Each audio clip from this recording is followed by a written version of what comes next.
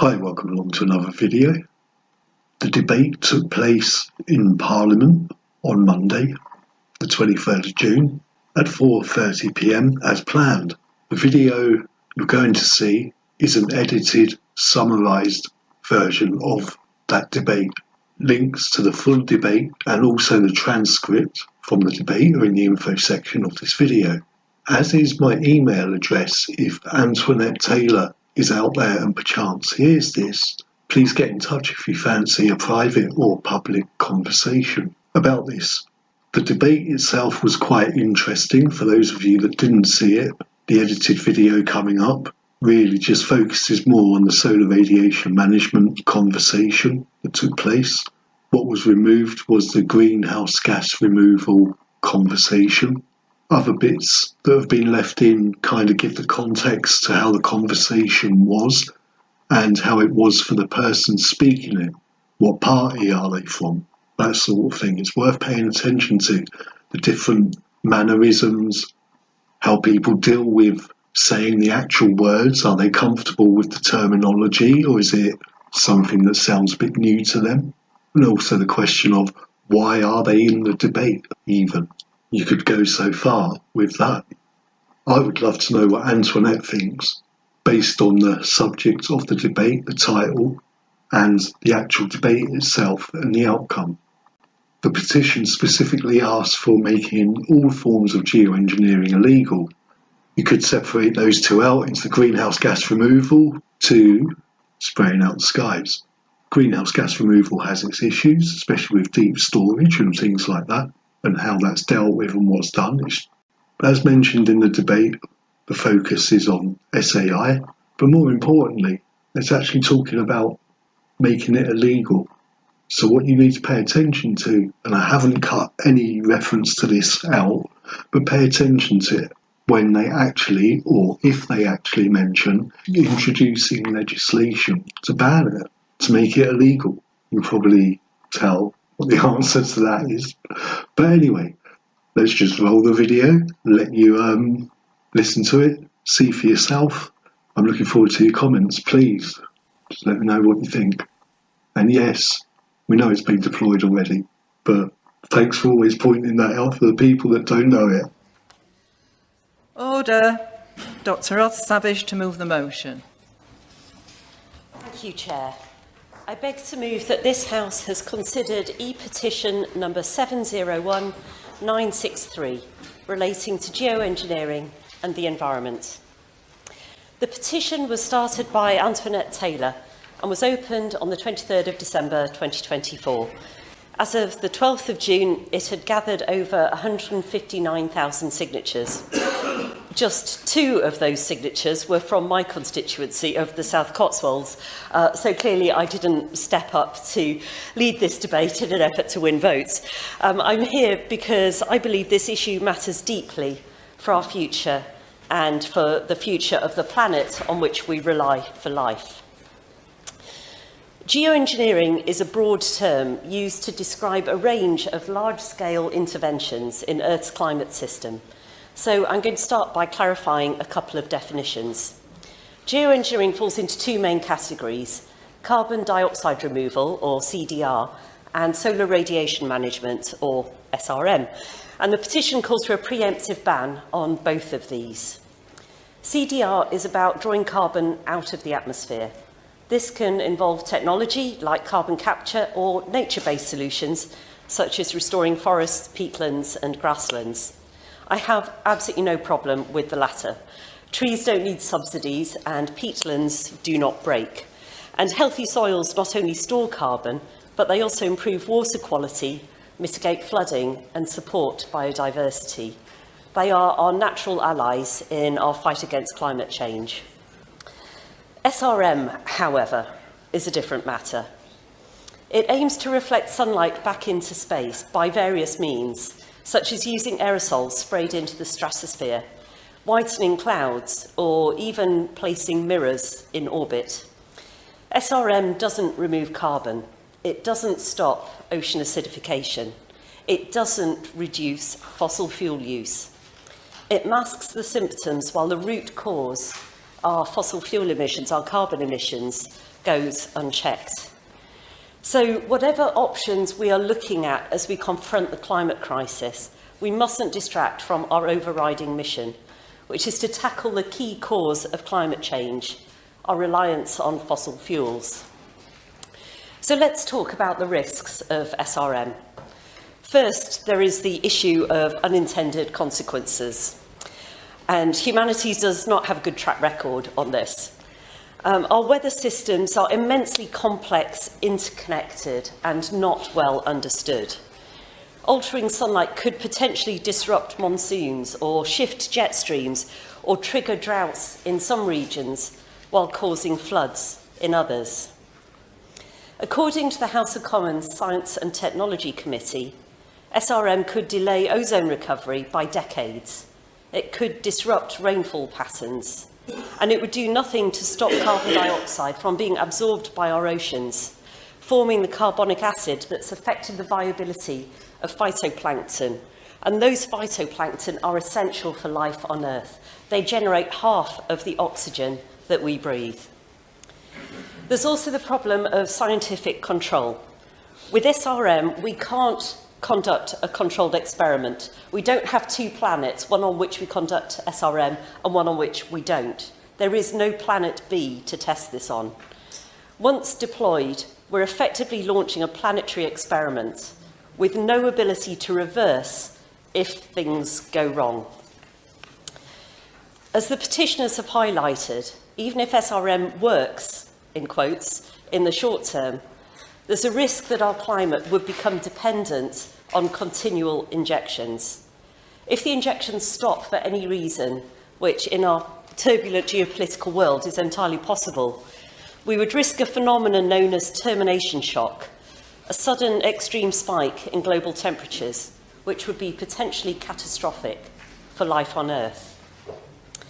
As to the actual chemicals being used in SRM, the aerosols under consideration include sulfates and even aluminium. This is still being researched, and there is no definitive link between aluminium and conditions like Alzheimer's, but many scientists remain cautious about prolonged exposure. And sulfates are precisely the chemicals we worked so hard to eliminate under the Montreal Protocol because of their role in depleting the ozone layer. We should consider carefully that deploying SRM could put us in direct violation of that protocol, one of the most successful international environmental agreements ever forged. And we must consider the human cost of climate change and any measures that we might take to mitigate it. Who decides the thermostat setting? Who gets more rain and who goes without? Can we even control these things? The risks of failing to invest in technology to tackle the root causes of climate change threaten serious regional disruption. And as always, it will almost certainly be the poorest and the least responsible for the crisis who bear the brunt of the fallout.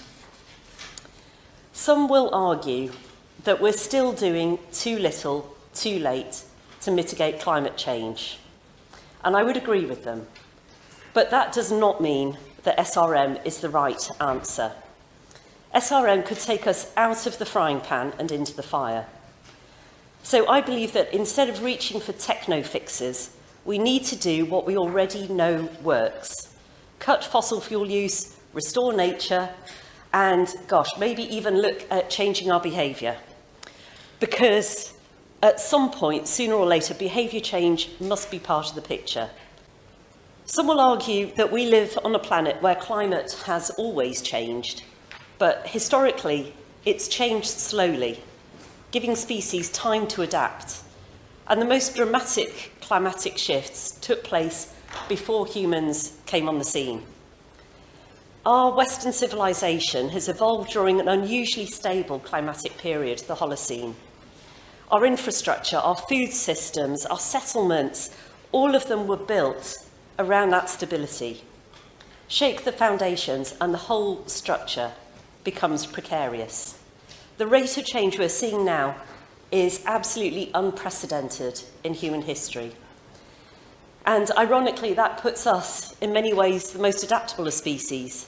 amongst the most vulnerable of species on the planet right now. But I want to end on a positive note. This is not a story of despair. The situation is urgent, yes, for sure, but it is not hopeless. If we act boldly and act now, we can still turn this around. Let's redirect investment away from planetary scale experiments of dubious feasibility, and I'm not for a moment saying that we are investing in that at the moment. I'm just saying let's shift our focus away from technologies that may or may not deliver benefits and may or may not deliver catastrophic side effects. Let's instead focus on realistic, viable solutions that we already know work. Let's prioritise emissions cuts, the restoration of nature and behavioural shifts.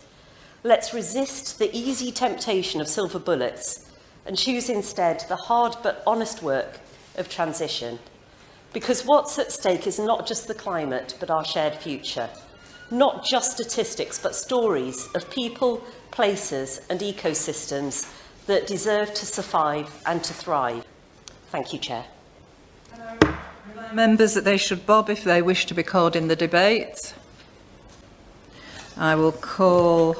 You need to propose a question. Oh, yeah, I've forgotten that bit. The question is that this House has considered e-petition 701963 relating to geoengineering and the environment. I will call Pippa Heylings.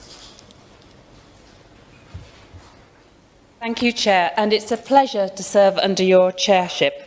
I think it's important to set this debate and the e-petition in the context of the last couple of weeks. So this last weekend saw another hottest day of the year on record, triggering an official heatwave and accompanied by an amber heat health warning, which means that significant impacts are likely across health and social care services because of high temperatures, including a rise in deaths, particularly among those aged 65 and over or people with health conditions.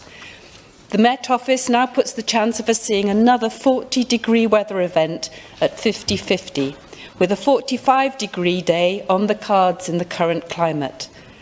That's an average summer day in Death Valley.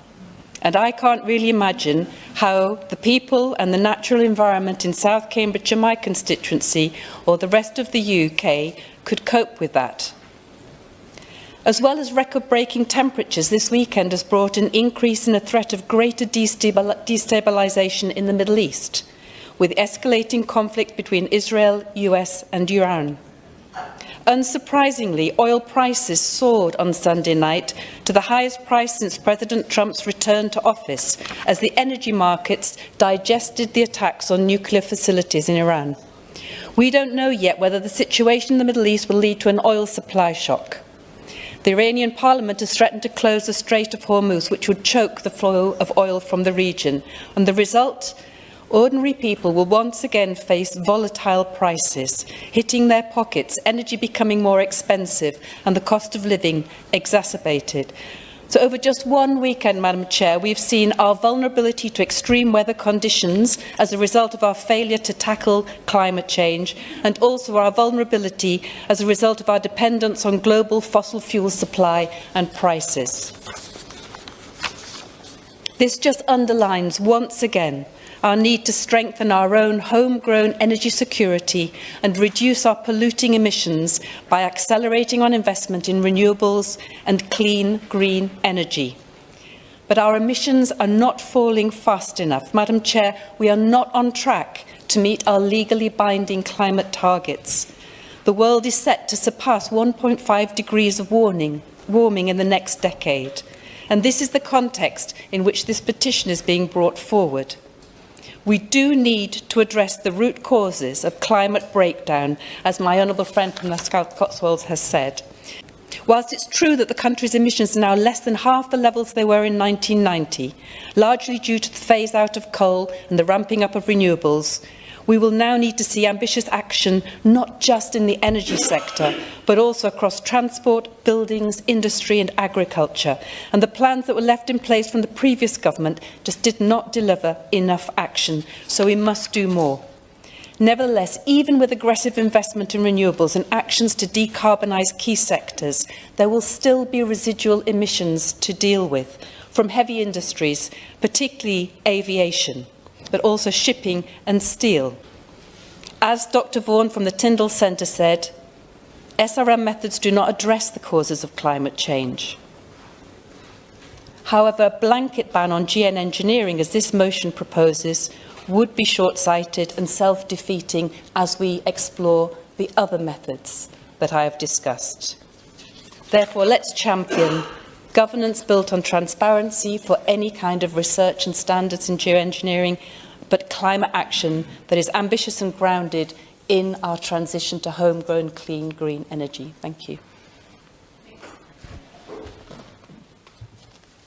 Thank you, Ms Fennis. I'm pleased to respond to this brief debate on geoengineering and the environment, and I congratulate the Honourable Member for the South Cotswolds for starting the debate.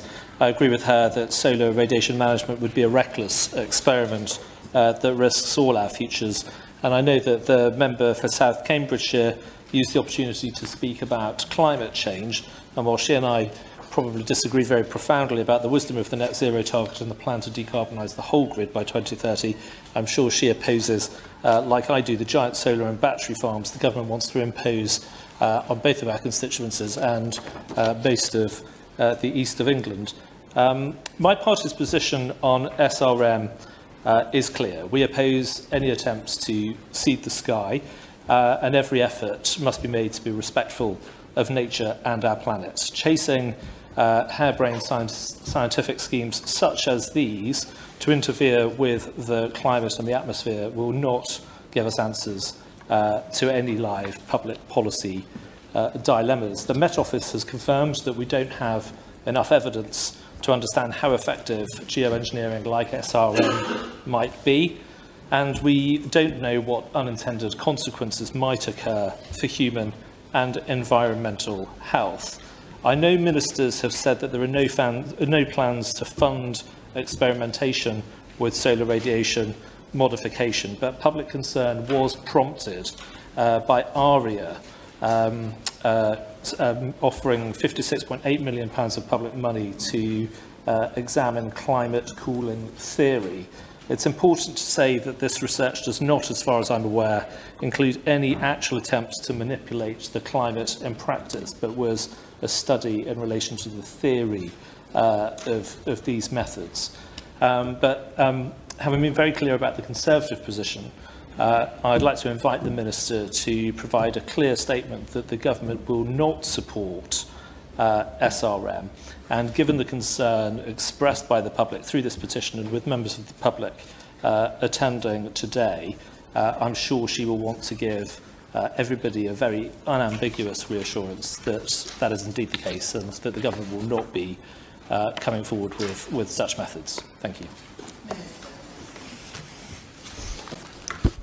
Thank you. A pleasure to see you in the chair, as always. And I want to start by congratulating the Honourable Member for South Cotswolds for leading this debate. And I think for showing respect for the notion behind the petition, because that isn't always the case when people come and present views. And I hope the petitioners feel that she's done justice to their stance.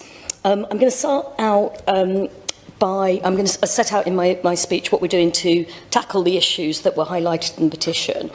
I know that a lot of the concerns that have been raised today and over the last few weeks have been driven by recent research proposals to explore climate cooling technologies, as well as the media coverage that this has caused. And I will come on to those concerns in a moment. But I'll start by defining geoengineering. It's a term that's commonly used to refer to two groups of technologies, as been mentioned by previous speakers: greenhouse gas removals and solar radiation modification.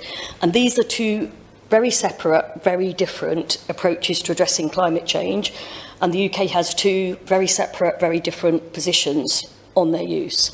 Greenhouse gas removals actively remove greenhouse gases, predominantly carbon dioxide, from the atmosphere for highly durable storage, resulting in negative emissions. They're vital to achieving net zero, and we support their deployment. Solar radiation modification, on the other hand, describes a set of interventions that aim to cool the Earth, largely by reflecting some of the sun's energy back into space. On that point, with my honourable friend, intervention. Thank you, Chair, and thank the Minister. I receive communication on a regular basis from constituents asking me about my opinion on the UK Government's involvement in chemtrails and geoengineering. Can I seek the Minister's assurances that chemtrails are actually condensation trails and nothing to do with solar radiation management? And as far as SRM is concerned, the UK Government has not deployed the techniques and has no plans to do so. I can certainly reassure the honourable member, and I've had quite a lot of this correspondence. MPs have passed on the correspondence from their constituents, and I both answered written questions which are in the public domain and replied to that correspondence on both these points. I will come on to trying to express as absolutely clearly and vehemently as I can that we have no plans for SRM. On the chemtrails, supposed chemtrails issue, it is a term that's used by some people who claim that it's the white trails that you see trailing behind high altitude aircraft on a clear day. There were some that concerned that they contain undisclosed chemical agents that are intended for a covert atmospheric spraying programme. They are, in fact, as the honourable member says, contrails, which form when warm and moist aircraft exhaust fumes mix with cold air at altitude. Under certain atmospheric conditions, contrails can persist and spread out to form cirrus-like clouds before disappearing. There is no deliberate spraying of chemicals in our skies over the UK for climate modification. So to return to what I was saying about, I've just said that we're not in favour of SRM and have no plans to change the position. I will say more in a moment. Nature-based approaches, which I know both the honourable member for South Cotswolds and the honourable member for South Cambridgeshire are passionate about, can play a really important role in removing and storing carbon dioxide at scale, while delivering a range of additional environmental improvements, such as improvements in biodiversity, air quality and soil health. And those co-benefits are really important as well. We are acting upon this. In March this year, we announced the creation of the first new national forest in over 30 years, the Western Forest. That will see 20 million trees planted across the west of England over the coming years. And as a Bristol MP, very much welcome that. We also plan to expand nature-rich habitats such as wetlands and peat bogs. We'll restore hundreds of thousands of hectares of peatlands. That's also something we're seeking to promote on an international scale. So we are in the middle of London Climate Action Week now. We have Brazil, a lot of visitors from Brazil talking about what they're seeking to do at COP30 in terms of their tropical forests forever facility. I was really excited to hear what the honourable member had to say about whales and giant kelp. I've been trying to talk to my officials about how these things all play a role, and I think it's good to have scientific backup for my views on that. But the voluntary carbon markets is something that we're focusing on during London Climate Week. The role of the voluntary carbon and nature markets in getting investment into blue carbon, into our forests, really important. But we know that nature-based approaches also need to be complemented by engineered solutions to remove carbon dioxide at the speed and scale needed to meet our targets. Many other countries agree with us on the important role GGRs will play, and there's a large-scale removal projects currently operating and being planned around the world. So I will now turn to solar radiation modification, which I think is the real, although the petition refers to geoengineering in a broader sense, I think this is what the petition is possibly the reason it's attracted so many signatures. As I mentioned, SRM describes a set of technologies that could cool the Earth largely by reflecting some of the sun's energy back into space. The consequences of SRM are currently poorly understood, with significant uncertainty around the possible risks and impact of deployment. So let me be clear and place on the record, the government is not deploying solar radiation modification and has no plans to do so. There will be no spraying of chemicals in the skies over the UK for SRM, geoengineering or climate remediation. Our priority is to reduce greenhouse gas emissions from human activities and to adapt to the unavoidable impacts of climate change. But we do think that we need to understand the potential risks and impacts of SRM.